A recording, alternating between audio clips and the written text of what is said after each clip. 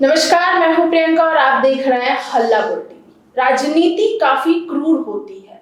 जैसा राहुल गांधी ने तेजस्वी यादव के साथ किया, ठीक वैसा ही तेजस्वी यादव ने मुकेश सहनी के साथ किया। हम ऐसा क्यों कह रहे हैं, इसकी जानकारी देने के लिए आज हमारे साथ हल्ला बोल टीवी के संपादक दीपक शर्मा मौजूद हैं। बिल्कुल सही कह रहे हैं। राजनीति आज क्रूर नहीं हुई है, राजनीति का चरित्र ही है क्रूर होना।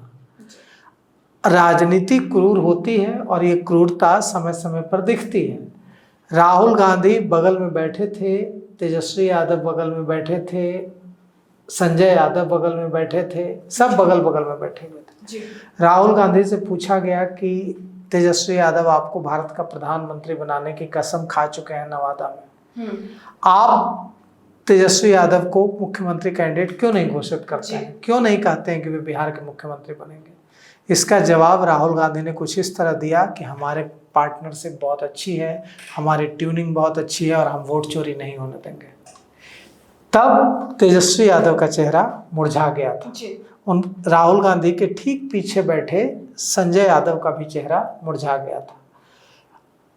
एक निजी न्यूज चैनल से बातचीत में तेजस्वी यादव से यही सवाल पूछा गया कि महागठबंधन में वीआईपी पार्टी के सुप्रीमो मुकेश सहनी दिन भर में 10 बार कहते हैं कि हम तेजस्वी यादव को बिहार का मुख्यमंत्री बनाएंगे और वे मुख्यमंत्री बनने जा रहे हैं बिहार के, तो क्या आप यही बात कहेंगे, क्या आप यही बात कहेंगे मुकेश सहनी के लिए कि वे डिप्टी सीएम बनेंगे।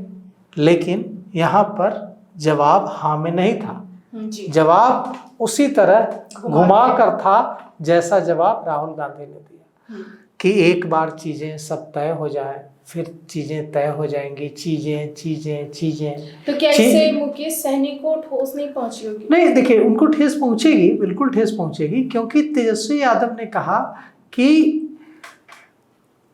जब चीजें तय होंगी तब हम इस पर बोलेंगे, तब हम इस पर बात करेंगे।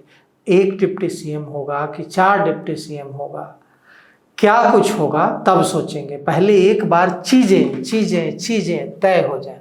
ये जो चीजें हैं ना, ये बड़ा दुख पहुंचाएगी मुकेश सहनी को, क्योंकि मुकेश सहनी तो ये नहीं कहते हैं कि एक बार चीजें तय हो जाए।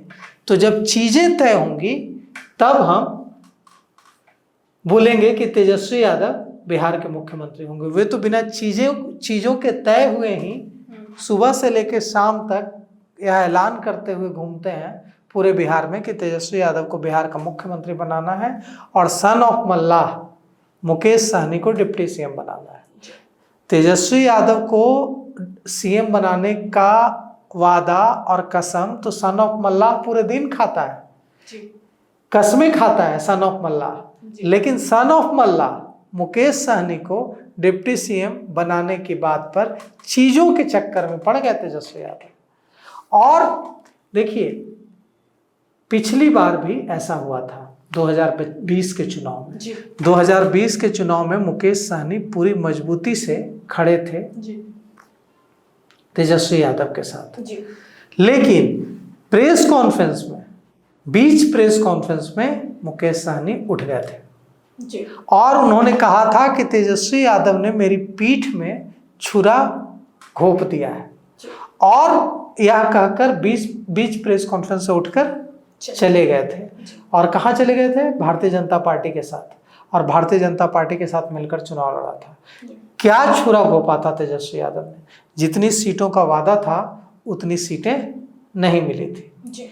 तो क्या सन ऑफ मल्लाह को कल फिर जो तेजस्वी यादव ने कहा है उसे सुनकर ठेस नहीं लगेगी कि जब चीजें तय होंगी, चीजें ये जो चीजें हैं ना, जिस दिन चीजें तय होंगी उस दिन बताएंगे। तो सन ऑफ मल्लाह को ठेस जरूर पहुंची होगी। और जैसी कि खबर है कि सन ऑफ मल्लाह मुकेश सहनी को उम्मीद थी कि 60 सीटें उनको मिलेंगी। जब वे 60 सीटों की मांग कर रहे थे तब उन्हें भी पता था कि 60 सीटें नहीं मिलेंगी, लेकिन अच्छी खासी संख्या में सीटों की उम्मीद तो वे कर रहे हैं। उनको लग रहा है कि 60 मांगेंगे तो थोड़ी कम करके मिलेगी, लेकिन कम ही मांगेंगे तो और कम हो जाएगी, इसलिए वे 60 मांग रहे हैं।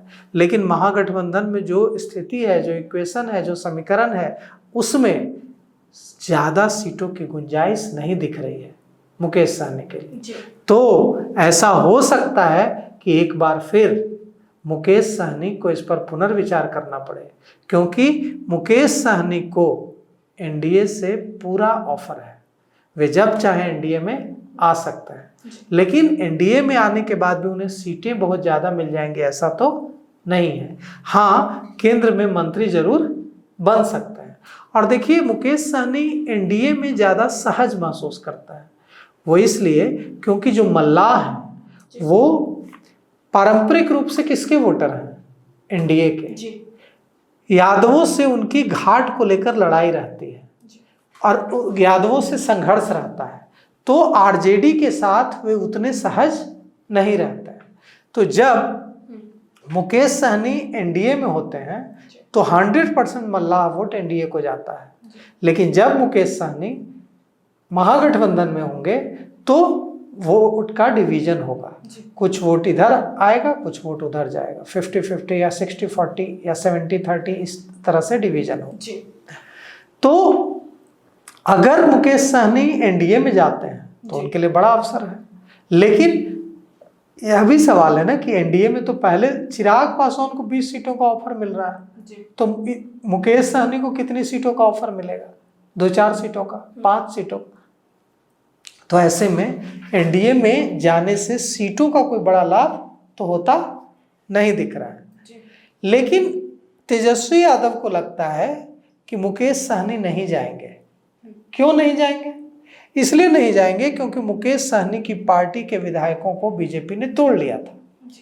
तेजस्वी यादव ने कहा है कि बीजेपी के साथ जो पार्टी जाती है बीजेपी उसको निगल जाती है।